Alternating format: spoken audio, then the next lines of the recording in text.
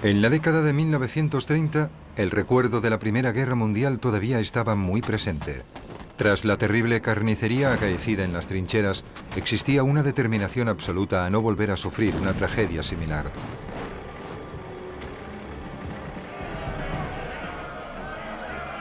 En el período de entreguerras se produjo un serio intento de limitar las fuerzas armadas de las potencias europeas.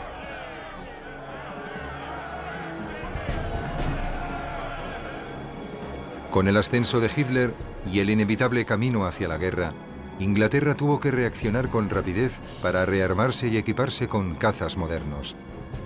Este proceso no comenzó hasta 1936 y finalizó justo a tiempo.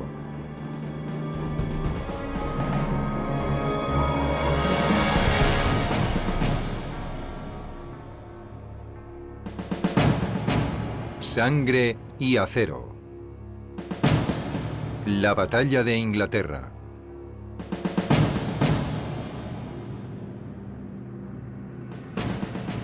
Si bien la Fuerza Aérea Británica disponía de modernos cazas, poco podía hacer esta en Francia para impedir el avance meteórico de la Blitzkrieg.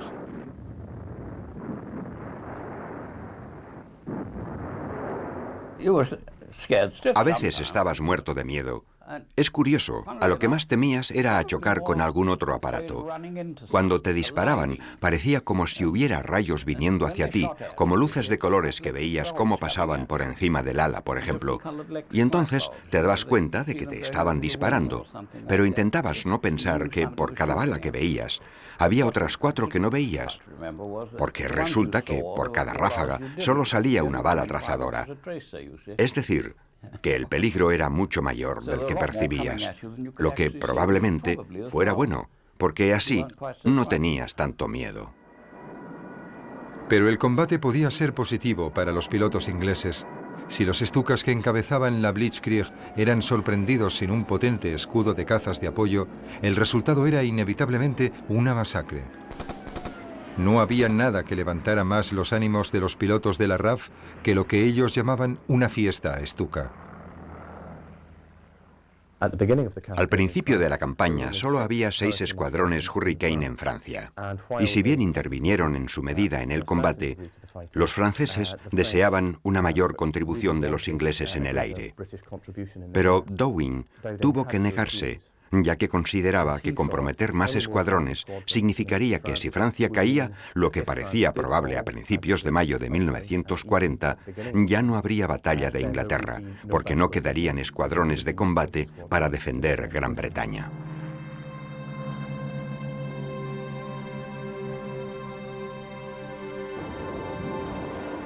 Algunos éxitos aislados en combates aéreos no iban a bastar para contener los implacables avances alemanes. Finalmente, los cuerpos expedicionarios británicos, junto con numerosas tropas francesas, se vieron acorralados cerca de Dunkerque. Cuando la perspectiva de aniquilación de toda la fuerza expedicionaria británica era casi palpable, Hitler dio la inesperada orden de detener el implacable avance de los tanques alemanes. Con la fuerza expedicionaria británica en una situación desesperada en Dunkerque, Downing sabía que la RAF debía proteger las tropas en la playa, por lo que casi todos sus escuadrones de combate intervinieron en las batallas que se libraron sobre Dunkerque. Esto provocó un gran número de bajas tanto entre las tripulaciones de la RAF como entre las tropas en tierra, que muchas veces no llegaban a ver los Spitfires que libraban batallas cerca de allí contra la Luftwaffe. Los soldados en tierra tenían a menudo la sensación de que no los estaban protegiendo. No obstante, la contribución del llamado mando de caza fue crucial. Sin la acción de estos escuadrones de combate cubriendo y apoyando a las tropas aliadas, quizá la evacuación de Dunkerque no habría sido posible. Goering creía que se podía forzar la rendición de la fuerza expedicionaria británica atacándola desde el aire, pero este sería el primer error importante de la Luftwaffe. Mientras los tanques alemanes retrocedían con gran frustración, la Luftwaffe bombardeó la ciudad y el puerto de Dunkerque. pero los británicos sufrieron muchas menos bajas de las que Hermann Göring, lleno de arrogancia, hizo creer a Hitler. Aunque tuvo que abandonar en Francia todo su equipo pesado, el ejército británico pudo ser rescatado de las playas de Dunkerque y trasladado a la seguridad de Inglaterra.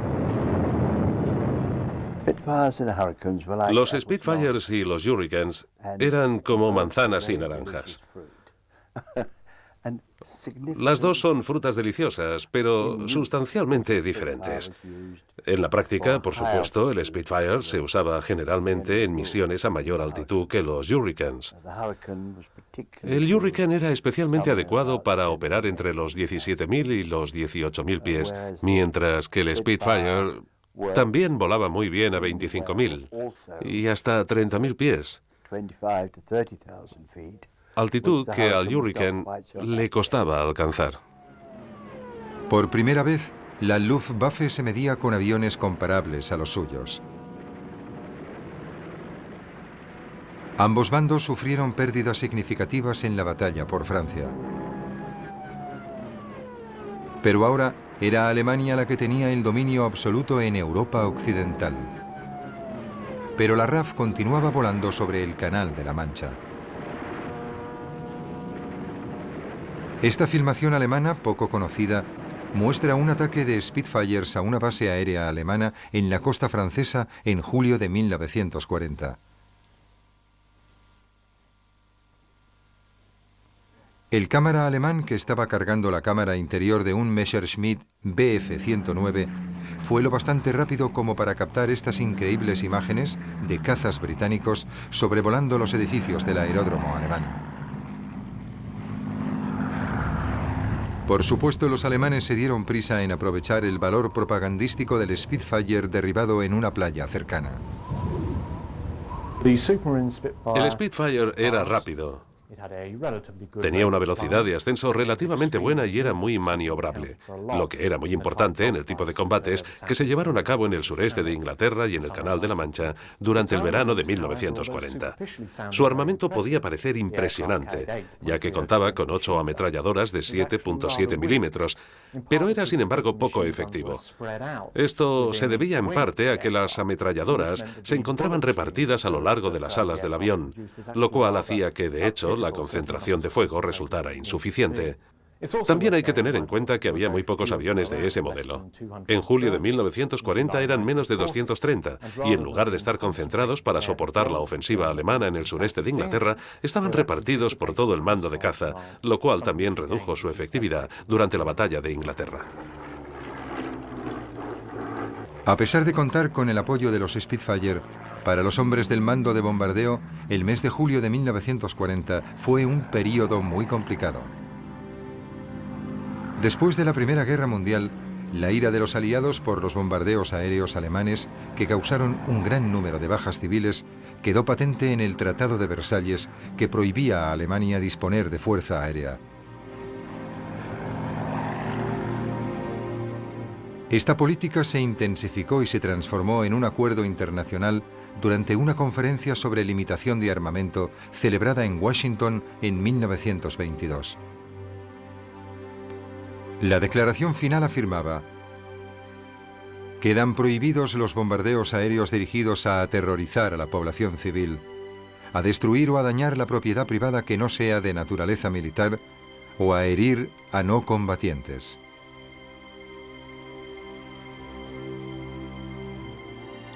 Todas las potencias mundiales acordaron que no se realizarían ataques sobre ciudades indefensas o sobre cualquier otro objetivo en el que se pudiera dañar a civiles. Desgraciadamente para los habitantes de Coventry y Dresden, estas nobles intenciones quedaron totalmente olvidadas en 1945, pero al menos durante los primeros meses de la guerra sirvieron de algo.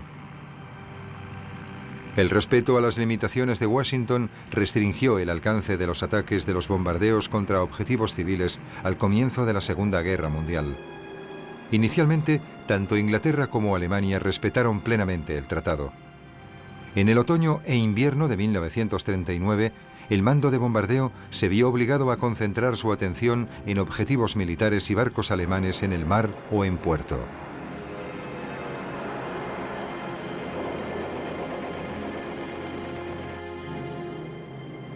Hubo misiones aéreas que sobrevolaron ciudades alemanas, incluida Berlín, pero lo que arrojaron fueron folletos de propaganda que no surtieron ningún efecto.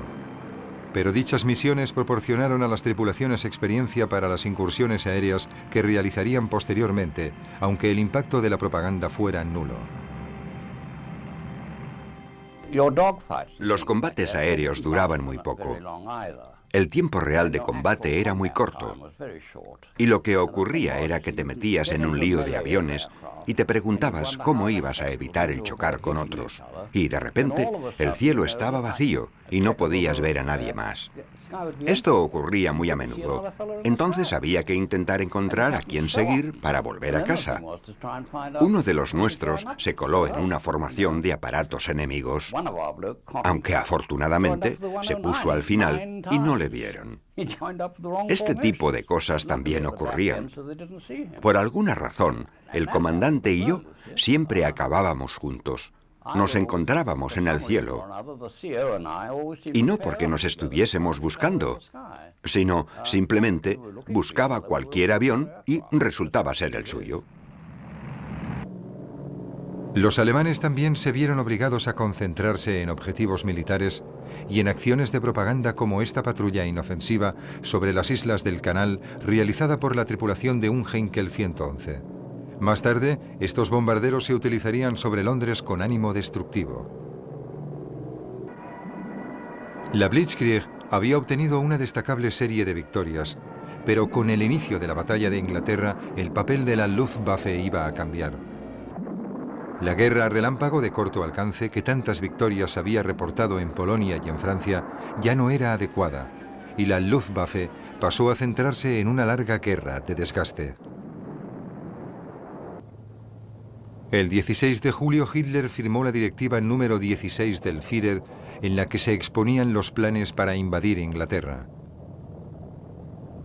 La Luftwaffe iba a llevarse la peor parte del combate inicial, ya que le fueron asignadas misiones que entrañaban gran dificultad. Una de las primeras sería anular las defensas costeras inglesas y cerrar el canal a los barcos británicos.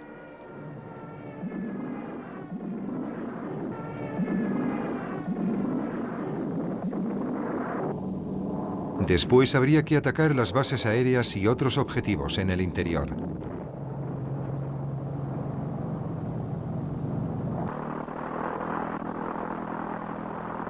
La segunda y tercera fuerzas aéreas de Göring se encontraban en Francia y en Bélgica. Sus principales adversarios eran los Hurricanes y los Spitfires del mando de caza de la RAF. Los comandantes de la Luftwaffe eran perfectamente conscientes del relativamente corto alcance de sus cazas. Cuanto más tuvieran que adentrarse en Inglaterra, menor sería el tiempo del que dispondrían para combatir. Los comandantes alemanes esperaban destruir el mayor número posible de cazas durante los combates sobre el canal. Los combates aéreos sobre el Canal de la Mancha a principios del verano de 1940 pueden ser considerados un preludio de la propia batalla de Inglaterra. Los alemanes querían eliminar el tráfico marítimo británico del canal como condición previa a la Operación León Marino, que así se llamaría el asalto anfibio al sur de Inglaterra. También deseaban paralizar las comunicaciones comerciales de Inglaterra con sus colonias. Dichos combates se alargaron desde principios de junio, poco después de la caída de Dunkerque, hasta principios de agosto. Durante este periodo, unos 26 convoyes británicos fueron atacados en el Canal de la Mancha, lo que provocó una serie de combates aéreos relativamente intensos sobre el canal al estar protegidos por el mando de caza. Pero desde mediados de agosto se haría imposible defenderlos de forma eficaz, por lo que estos convoyes fueron detenidos, comenzando la auténtica batalla de Inglaterra. La batalla del canal empezó realmente el 10 de julio de 1940, cuando varios Stukas dañaron seriamente a 2 desprevenidos destructores de la Marina Real. A lo largo de las semanas siguientes, las aterradoras sirenas aéreas de los Stukas se oyeron cada vez con mayor frecuencia a causa de los reiterados ataques alemanes a los convoyes costeros. La base de destructores de Dover y otras instalaciones portuarias fueron igualmente atacadas. Todos los pilotos de los Stukas habían recibido entrenamiento específico en ataques a barcos, algo que entraña gran dificultad, puesto que es muy difícil estimar la altitud sobre el mar, especialmente si está en calma.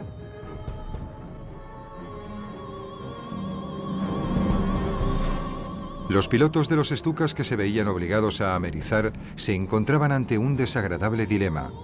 Por un lado, durante el descenso, debido al tren de aterrizaje fijo, el aparato se precipitaba hacia abajo a gran velocidad y hacia una muerte casi segura, pero por otro lado, si la tripulación saltaba, la balsa y el equipo de supervivencia quedaban en la cabina. El mando de caza fue llevado al límite de sus posibilidades y las pérdidas de Stukas fueron escasas en comparación con el daño infligido. A finales de julio, el Ministerio de Marina británico se vio obligado a prohibir que los destructores navegaran por el Canal de la Mancha durante el día, y se trasladaron los pocos barcos que aún quedaban en Dover a bases más seguras y más distantes de la zona escogida para la invasión alemana. En el verano de 1940, la Luftwaffe lanzó todo su potencial ofensivo contra las fuerzas aéreas británicas. Goering había recibido la misión de destruir la capacidad de la RAF en el sur de Inglaterra. Era esencial que la Luftwaffe llegara a controlar por completo el espacio aéreo durante la invasión que se planeaba. Goering confiaba en obtener una victoria total. En julio, los efectivos de la Luftwaffe cuadruplicaban a los de la RAF. La primera vez que vi un avión enemigo, nosotros éramos 12 y ellos más de 300, lo que me sorprendió bastante. No obstante, eso les dificultaba las cosas porque nosotros disponíamos de muchos más objetivos a los que disparar, aunque yo no disparé mucho. Estuve todo el rato intentando salir de ese caos. Sería la batalla aérea estratégica de mayor importancia hasta entonces. También sería la primera vez que la Luftwaffe luchara contra una fuerza aérea enemiga poderosa y preparada. El Hurricane fue el responsable de la mayoría de bajas causadas por la RAF en la batalla de Inglaterra. Todavía hoy parece capaz de operar tan eficazmente como lo hizo durante la Segunda Guerra Mundial. El Hurricane, que era un avión más lento que el Spitfire y quizás un poco menos maniobrable, constituía, sin embargo, la columna vertebral de la defensa del mando de caza de la RAF en la batalla de Inglaterra.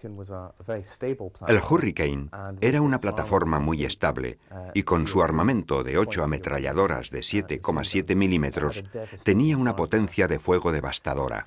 Mientras que los Spitfire solían ocuparse de los cazas alemanes, el papel principal de los Hurricanes era buscar y destruir las formaciones de bombarderos alemanes, y en dicho papel, el Hurricane fue decisivo. El más famoso de todos los aviones británicos, y aún hoy recordado como el mejor caza de la RAF en las guerras mundiales, fue el Supermarine Spitfire. En todas sus versiones encontramos la característica forma del ala, y la sensación al pilotarlo fue descrita por un aviador como más parecida a ponerse un pan de pantalones viejos que a entrar en una máquina. La batalla de Inglaterra como tal comenzó con 4 jornadas de bombardeos intensos diurnos contra barcos e instalaciones costeras británicas. La Luftwaffe perdió 31 aviones en total, de los que 20 eran bombarderos, pero lo más significativo fue que la RAF perdió 16 cazas, Hurricanes y Spitfires, mientras que la Luftwaffe solo perdió 11 cazas Bf-109. El 12 de agosto, la Luftwaffe centró sus ataques en las instalaciones de radar, donde perdieron otros 11 cazas, y la RAF 22. Se trataba de una simple cuestión aritmética. Si el desgaste continuaba a ese ritmo, la RAF perdería la batalla. Los primeros ataques contra las bases de los cazas británicos también fueron motivo de gran preocupación, puesto que el recurso más valioso con el que contaba la RAF comenzaba a disminuir.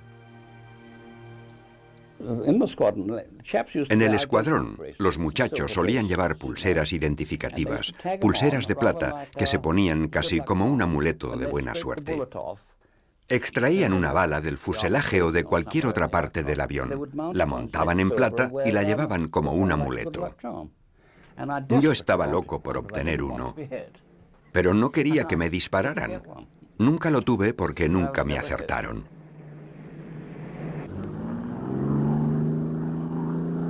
A pesar de las pérdidas sufridas por la RAF, algunas unidades de la Luftwaffe sufrieron todavía más. Durante la primera mitad de agosto, las pérdidas de Stukas aumentaron enormemente. El 19 de agosto, por orden personal de Hermann Göring, se retiraron los bombardeos en picado de las operaciones en la línea de fuego. Los Stukas fueron trasladados a la zona del paso de Calais para descansar y prepararse para la invasión. Resultaría ser una larga espera. El Stuka era un arma letal, altamente precisa y aterradora en el ataque, pero requería unas condiciones de superioridad aérea. Si no actuaba bajo dichas condiciones, su poca velocidad de combate y su torpeza en el aire lo hacían extremadamente vulnerable a los ataques de los cazas británicos. Y por supuesto, en el verano de 1940, o por lo menos a mediados de agosto de 1940, los alemanes no gozaban de superioridad aérea en el sureste de Inglaterra.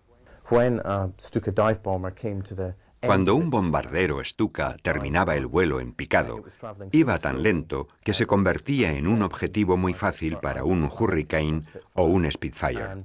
Durante los primeros días de la batalla, se derribaron Stukas en número tan elevado y con consecuencias tan graves que la Luftwaffe decidió finalmente retirarlos. El día 13, Göring cometió el primero de lo que sería una serie de errores garrafales que acabarían provocando que la Luftwaffe perdiera la batalla. En vez de intensificar la ofensiva contra el mando de caza, los bombarderos alemanes fueron enviados a atacar astilleros tan distantes entre sí como Swansea, Aberdeen y Belfast. Al intentar proteger columnas de bombarderos tan dispersas, la Luftwaffe perdió 24 cazas por 14 de la RAF. Aún más importante fue el hecho de no haber causado daño alguno a las bases aéreas del mando de caza. Göring, con su acostumbrada indecisión y buscando diferentes maneras de obtener una victoria rápida, no estaba capacitado para dirigir la batalla de Inglaterra en el bando alemán. Cambiaba continuamente los objetivos, que en julio pasaron de ser el canal a las fábricas de aviones. En agosto fueron las estaciones de radar, luego las bases aéreas de la RAF y finalmente, en septiembre, la misma ciudad de Londres. Así pues, Göring nunca fue capaz ni poseyó el temperamento adecuado para mantener la presión sobre la RAF en un momento tan crítico como ese. Afortunadamente, los efectos de la ofensiva de la Luftwaffe contra las bases aéreas de cazas quedaban compensadas por la mala labor de los servicios de inteligencia alemanes. A menudo se fijaban como objetivo bases aéreas o fábricas equivocadas. A medida que la batalla progresaba, las pérdidas de cazas británicos eran grandes, pero las de la Luftwaffe lo eran aún más. Solamente el día 15 de agosto fueron destruidos 50 aviones alemanes. Entre el 13 y el 18, los alemanes perdieron 350 aviones por 170 de la RAF. En esta batalla de avión contra avión, los vulnerables Stukas ya habían sido retirados del combate. Solo los Bf-109 habían demostrado ser capaces de enfrentarse a los Spitfires y a los Hurricanes en igualdad de condiciones, pero existían graves dificultades logísticas. El Messerschmitt 109E, que fue el caza monomotor estándar de la Luftwaffe durante la batalla de Inglaterra, era un avión muy eficaz. Tenía un peso adecuado y muy buena potencia de fuego. Era muy maniobrable y, a diferencia del Spitfire, podía realizar picados a gravedades negativas, lo cual lo convertía en un avión muy manejable. El único fallo en el diseño podría ser la raíz del ala, que era algo débil, lo cual hacía que los pilotos de la Luftwaffe se sintieran un poco nerviosos al realizar virajes tan cerrados como los que efectuaban los pilotos de Spitfire. No obstante, el Messerschmitt 109 fue un avión muy eficaz que causó graves preocupaciones a los planificadores de la RAF durante la batalla. Sin embargo, el Messerschmitt 109 presentaba varios fallos importantes. El primero era su alcance. Sus tanques de combustible eran relativamente pequeños y por lo tanto el avión solo podía mantenerse en el espacio aéreo británico durante algunos minutos, especialmente cuando se dirigía tan lejos como a Londres antes de tener que dar la vuelta. Está claro que esto reducía su capacidad de eliminar a los aviones del mando de caza y además significaba que los Messerschmitts dañados tendrían grandes dificultades para volver a cruzar el Canal de la Mancha sin estrellarse o sin terminar el combustible. Además, era bastante menos maniobrable que el Hurricane o el Spitfire, lo cual era un defecto crucial en los combates aéreos sobre el sureste de Inglaterra en 1940. Finalmente, sobre todo hacia el final de la batalla, la superioridad de los Messerschmitts en combates individuales quedaba neutralizada por la insistencia de Hermann Göring en que volaran muy cerca del bombardero alemán que había sido enviado a Inglaterra. Esto reducía la libertad de la que disponían los pilotos para utilizarlo como arma para eliminar aviones de la RAF. El defecto del Bf-109 era que consumían mucho combustible. Generalmente, cuando llegaban a Inglaterra, le quedaban solo 30 minutos de combate. La RAF contaba con otra ventaja, menos obvia, puesto que si un piloto alemán se veía obligado a saltar del avión sobre suelo inglés, automáticamente se convertía en prisionero de guerra, mientras que los pilotos de la RAF que saltaban podían estar de regreso a su base y volar de nuevo ese mismo día, y los aviones eran más fáciles de sustituir que los pilotos entrenados. Si nos derribaban, podíamos saltar y normalmente caíamos en territorio amigo. Los alemanes eran derribados sobre el mar o en territorio enemigo. Muchos de los polacos en nuestro bando sufrieron porque les confundían con alemanes. Teníamos polacos y franceses en el escuadrón. De hecho, teníamos al único noruego, John Skalk. Pienso que los escuadrones mixtos solían tener la moral más alta que los otros. Y, por supuesto, nosotros no odiábamos a los alemanes de la misma forma que los polacos o los checos. Ellos realmente los odiaban. Y cuando entraban en combate, lo hacían muy en serio. Nosotros también nos lo tomábamos muy en serio, pero no como ellos. Göring intuyó la capacidad de resistencia de la RAF y ordenó que se centraran todos los esfuerzos en las bases aéreas de cazas. Pero aunque parezca increíble, olvidó incluir las estaciones de radar, que proporcionaban a los británicos una ventaja esencial en la batalla. El sistema de radar que se usaba en la época de la batalla de Inglaterra había sido desarrollado en el período de entreguerras y consistía en el envío de ondas de radio. Estas se reflejaban en cualquier avión que se encontrara en la trayectoria del haz, y ese reflejo era recibido de nuevo por la base de radar. El operador observaba un tubo de rayos catódicos y determinaba la distancia del avión a partir del tiempo transcurrido entre la transmisión de la señal y su reflejo. La información obtenida por el radar se pasaba a la sala de operaciones, donde el Estado Mayor tenía una pizarra con un croquis de la situación y entonces tomaba las decisiones necesarias. Estas decisiones se comunicaban a las bases aéreas del sector y de ahí pasaban a las bases satélites desde las que los cazas salían en busca de sus objetivos. Los aviones británicos llevaban transmisores de señales que les identificaban como amigos ante el radar, que luego se podían utilizar para guiar al avión hacia su objetivo. Los pilotos estaban encantados con la efectividad de los datos del radar sobre aviones enemigos que se acercaban y el seguimiento que hacía el cuerpo de observadores.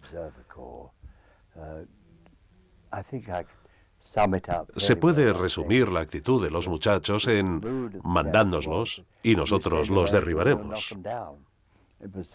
Era así de simple. Confiaban mucho en la eficacia de la organización terrestre que les apoyaba. El radar se complementaba con el trabajo de los miembros del Real Cuerpo de Observadores que escrutaban el cielo del canal con instrumentos más convencionales, como telescopios y prismáticos. Sin embargo, las antenas de las diversas estaciones de radar destacaban claramente en muchas colinas. Estos eran los puntos en los que los alemanes centraban su atención, en un intento de dejar ciego al mando de caza. El primer ataque se había producido el 12 de agosto de 1940. Se envió una escuadrilla de Bf-109 para atraer a la defensa de los cazas. Entonces, la fuerza principal de Stuka se dirigió a las estaciones de radar. Muchas temblaron a causa de los explosivos de gran potencia que les cayeron cerca. La estación de Bednor, en la isla de White, estuvo inutilizada durante 3 días cruciales. El concepto alemán inicial era sólido, pero la planificación y la ejecución dejaron mucho que desear. Aparte del caso de Bednor, causaron pocos daños irreparables al sistema y el control de dirección de cazas siguió funcionando. Los líderes alemanes, principalmente Göring, seguían pensando que este debía de ser el camino a seguir. Dio orden de realizar un ataque total lo antes posible, pero el primer ataque sería contra las bases aéreas adelantadas. Eso fue Adlerangriff, ataque de las águilas. A pesar de los discursos y de la planificación, el ataque de las águilas se inició de forma desorganizada. La orden original dio instrucciones de comenzar poco después del 5 de agosto. Pero las condiciones meteorológicas no permitieron un ataque hasta el día 13. Se dio la orden, pero se anuló poco después del despegue. Muchos bombarderos alemanes no recibieron dicha orden de retirada. Hacia las 7 de la mañana, una fuerza de Dornier 17 bombardeó las bases costeras de Sheerness y Eastchurch con certera precisión. Causaron grandes daños, pero no les acompañaba la escolta de cazas y sufrieron muchos ataques del mando de caza británico. No obstante, la nueva estrategia de la Luftwaffe tuvo cierto éxito, y a medida que aumentaban las pérdidas, se reducía el número de cazas operativos de la RAF. Las fábricas británicas podían compensar los aparatos perdidos, pero no había suficientes pilotos. Una a una, las bases de cazas resultaron dañadas, hasta tal punto que prácticamente no podían estar operativas. La verdad es que aprendimos de los alemanes, porque habían estado en España. Los italianos habían estado en otras partes y sabían más de ese tipo de cosas que nosotros, mucho más, y además eran mejores. Nos derribaban con bastante frecuencia y disparaban a los que se apartaban, al piloto que no estaba en formación. Los veían con mucha facilidad. Perdimos muchos pilotos así, pero realmente no los podías proteger porque estabas demasiado ocupado formando con los otros sin examinar el cielo y concentrándote más en nuestro líder. Pero con el tiempo aprendimos. A medida que las batallas de cazas iban aumentando, los pilotos británicos se mostraban más furiosos por el hecho de ser enviados solamente en escuadrones para luchar contra una enorme fuerza de aviones enemigos. El as del aire, Douglas Bader, propuso una nueva táctica. Cuando llegaba la orden de despegar, los aviones que estaban disponibles formaban una gran ala en lugar de atacar en escuadrones. Este ala se podía dirigir hacia el enemigo con el que ahora se combatiría en condiciones de cierta igualdad. Más adelante, estas tácticas serían las que permitirían a los aliados tener el control casi total de los cielos durante los bombardeos aéreos sobre Alemania. Pero durante la batalla de Inglaterra, esta táctica tuvo un éxito relativo. Estas grandes alas tardaban mucho en formarse. No se podían enfrentar al enemigo hasta que éste ya había lanzado sus bombas y estaba de regreso a casa. Se decía que si derribabas al piloto después de que hubiera cumplido su misión, eso tenía un cierto efecto disuasorio. Y es cierto. Pero no tenía el mismo efecto en la gente que sufría los bombardeos. Dowding y los otros líderes sabían que si aquello se convertía en una guerra de desgaste, Inglaterra perdería la batalla y probablemente la guerra. Simplemente no había suficientes aviones ni pilotos disponibles para combatir contra los alemanes en igualdad de términos y ganar. La única opción para Inglaterra era mejorar la táctica de enviar grupos reducidos de cazas contra grandes grupos de bombarderos. Mientras tanto, el mando de caza se apuntaría a una victoria ante el ataque de las águilas, consiguiendo únicamente sobrevivir. Esa victoria fue difícil. Durante 25 días, los bombardeos aéreos siguieron el mismo esquema. La Fuerza Aérea Alemana atacaba bases aéreas y fábricas de aviones para intentar expulsar a la RAF de los cielos. A finales de agosto, la RAF no disponía de más de 350 cazas operativos, y para mantener el ritmo, los pilotos realizaban hasta 4 vuelos diarios. La derrota final era solo cuestión de tiempo. Pero a menudo, un pequeño suceso cambia por casualidad el curso de la batalla. El 24 de agosto, algunos bombarderos de la Luftwaffe sobrepasaron su objetivo y por error lanzaron sus bombas sobre Londres. Actualmente, ambos bandos admiten que estos ataques de bombarderos alemanes sobre Londres los realizaron por equivocación pilotos que habían recibido instrucciones de bombardear Rochester y el estuario del Támesis y que cometieron un error humano. No obstante, dicho error en la localización del objetivo tuvo lugar en el momento álgido de la batalla de Inglaterra y la respuesta británica fue, por supuesto, contundente. La noche del 25 de agosto de 1940, los aviones del mando de bombardeo realizaron su primera incursión sobre Berlín en un ataque de represalia por las bombas lanzadas sobre Londres. El ataque aéreo británico provocó indignación en Berlín, pero militarmente no se consideró que este primer bombardeo aéreo del mando de bombardeo sobre la capital alemana hubiera tenido gran éxito. Solo 29 pilotos afirmaron haber reconocido Berlín y la mayoría de las bombas explotaron en pleno campo. Si bien no se trató de un éxito táctico como misión de bombardeo, este primer ataque aéreo británico tuvo consecuencias estratégicas extraordinarias. El ataque sorprendió a los berlineses que vieron cómo su ciudad era agredida. Mientras, un indignado Hitler juraba venganza y Goering recibía órdenes de bombardear Londres. A pesar de que la Luftwaffe estaba a punto de obtener una victoria decisiva sobre los cazas de la RAF, Hitler estaba furioso. Alemania no tuvo otra opción que dejar escapar la oportunidad y redirigir todos sus esfuerzos contra Londres. Los efectos de los bombardeos sobre las ciudades fueron bastante limitados.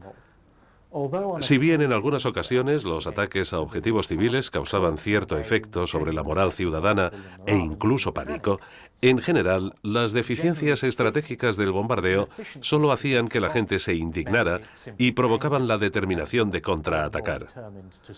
Así pues, esos bombardeos no fueron un método de combate especialmente eficaz, aunque el mando de bombardero de la RAF destinó esfuerzos considerables en la Segunda Guerra Mundial. La furia de Hitler llevó a Goering a cometer su mayor error táctico.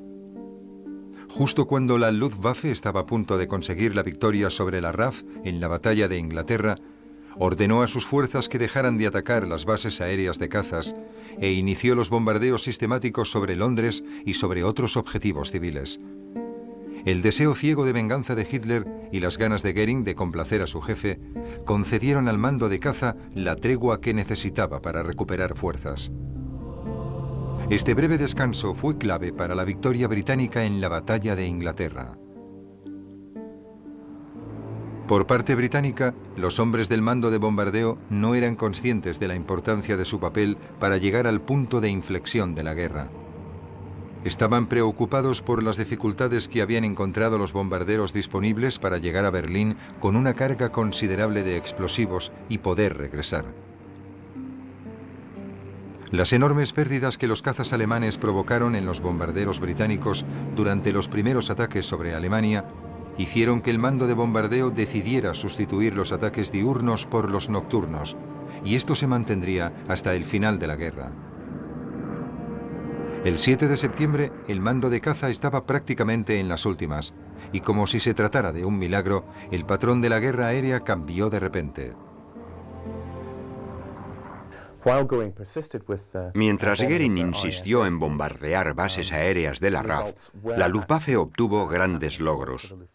La RAF se estaba viniendo abajo. Pero bajo la presión de Hitler, Goering decidió el 3 de septiembre cambiar el objetivo por Londres.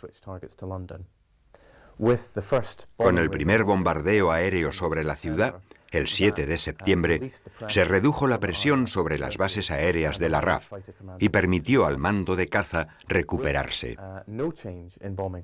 Si la Luftwaffe hubiera continuado bombardeando las bases aéreas de la RAF sin cambiar la política de bombardeos, se estima que el mando de caza no habría podido aguantar más de 2 semanas, de modo que el cambio de objetivo hacia Londres fue decisivo para permitir la victoria británica.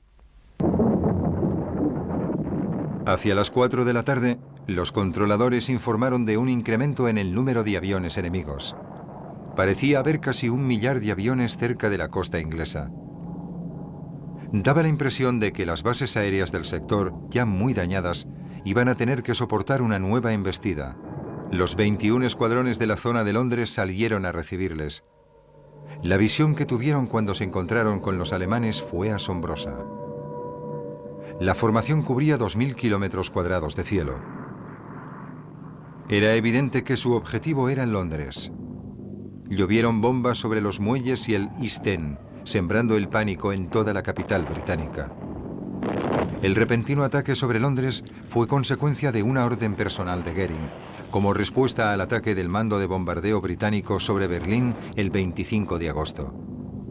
Presionado por Hitler, Goering finalmente ordenó bombardear ciudades en vez de bases aéreas.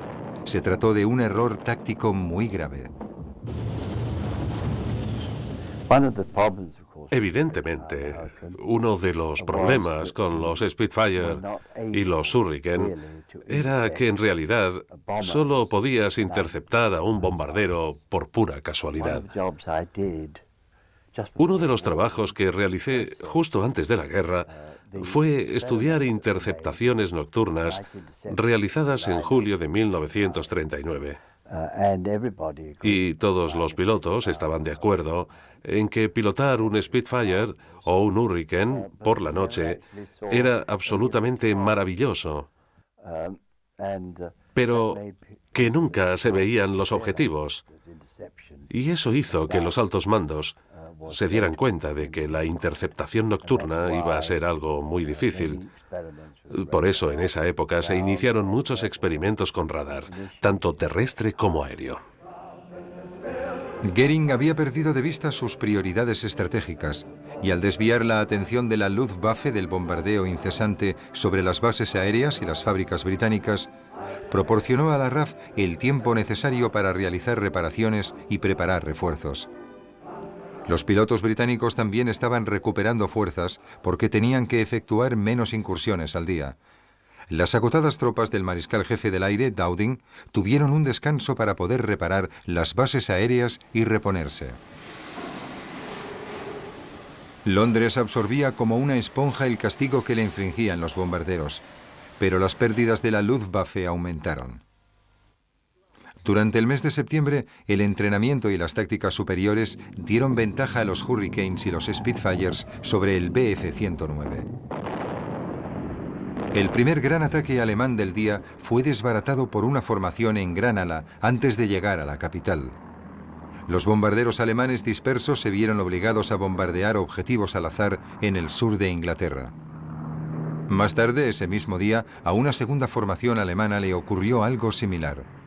Los Hurricanes y Spitfires se habían rearmado, habían repostado y sumaban 170 aviones. Aunque esto significaba que no había reservas, finalmente los cazas británicos se enfrentaban al enemigo en número suficiente como para causarle pérdidas significativas. Goering intentó obviar esta realidad. Creía que la RAF no aguantaría mucho tiempo más. Pero el otoño transcurrió, el tiempo empezó a empeorar y la incapacidad de la Fuerza Aérea Alemana para destruir a su equivalente británico durante el verano iba a tener consecuencias importantes sobre el desarrollo posterior de la guerra. El 17 de septiembre se interceptó una comunicación secreta alemana. Ordenaba el aplazamiento indefinido de la invasión de Inglaterra.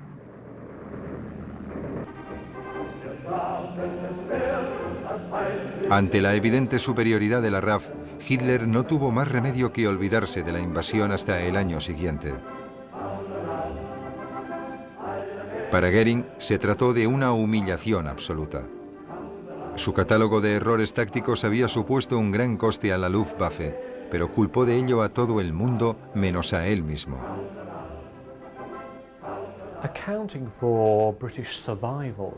Sería absurdo hablar de la supervivencia británica sin mencionar a algunos protagonistas.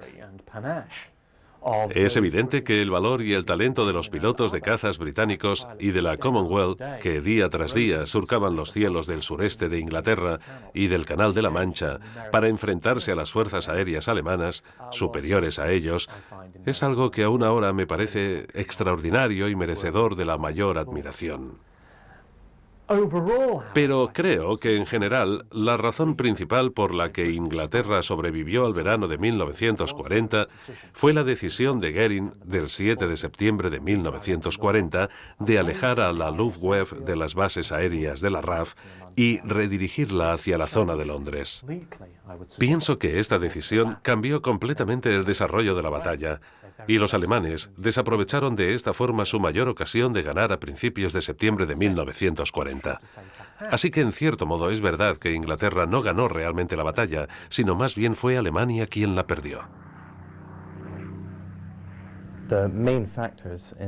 Los principales factores en la victoria británica son bastante diversos.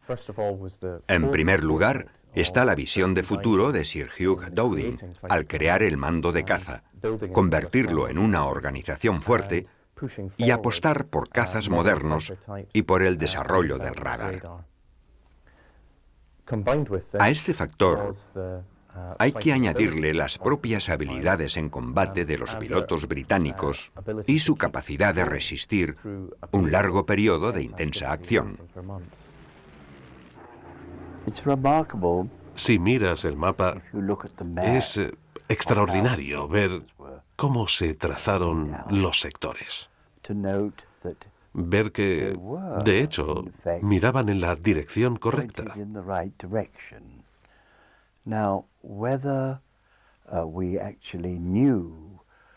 Ahora bien, si sabíamos o no cuáles eran los planes de Alemania, seguirá siendo un tema de debate.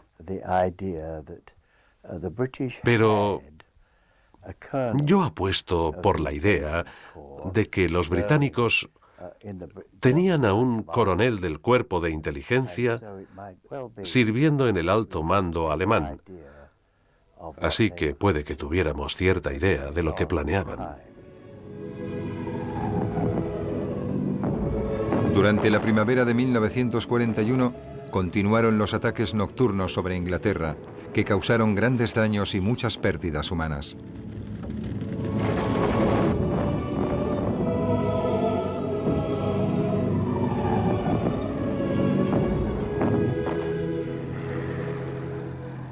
Pero el esfuerzo bélico de Inglaterra no se resintió. La batalla de Inglaterra se había ganado.